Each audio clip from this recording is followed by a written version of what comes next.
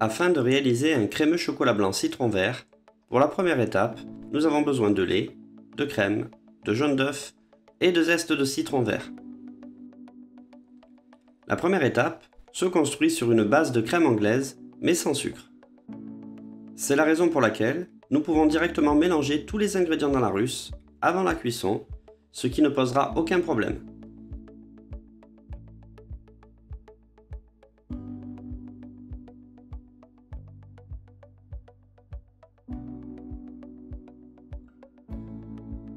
Veillez à mélanger les éléments immédiatement avant d'amorcer la cuisson, sous peine de voir apparaître l'apparition de petits grains. Chauffez le mélange en vannant régulièrement. Ce crémeux se construit donc sur une base de crème anglaise sans sucre qu'on versera sur du chocolat ivoire, du beurre de cacao et de la gélatine afin de générer un crémeux chocolat blanc citron vert. Au niveau HACCP et plus généralement de l'hygiène, il est important de maîtriser le protocole.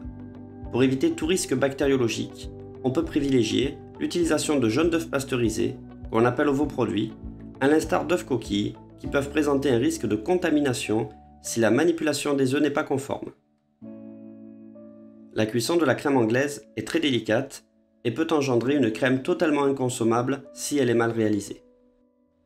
Menez la cuisson en vannant la crème, c'est-à-dire en effectuant un 8 à l'aide de la spatule exoglace à l'intérieur de la russe. Afin d'assurer une cuisson sans encombre, ne pas hésiter à vous munir d'un thermomètre pour contrôler la température. Celle-ci ne doit pas excéder les 83 degrés, qui est la température optimale de cuisson de la crème anglaise. Au-delà de cette température, il y a un risque de coagulation non désirée des jaunes d'œufs, que l'on appelle la floculation.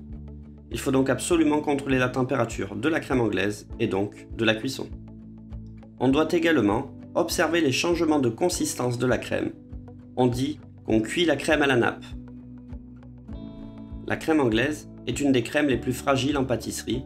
Il faut donc assurer un protocole dans des conditions d'hygiène strictes. La cuisson est donc terminée. On peut donc passer à la réalisation du crémeux. Nous avons besoin pour le crémeux de la crème anglaise, mais attention à bien peser le poids désiré selon la recette.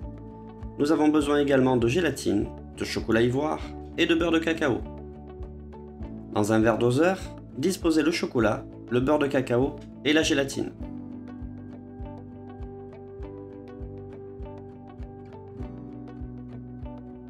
Versez la crème anglaise encore chaude dans le verre doseur.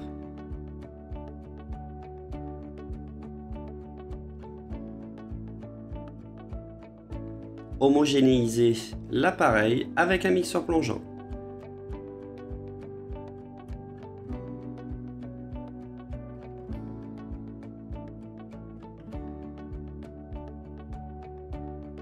Une fois l'appareil parfaitement homogène, coulez celui-ci en insert ou dans des moules pour générer des intérieurs ou des décors.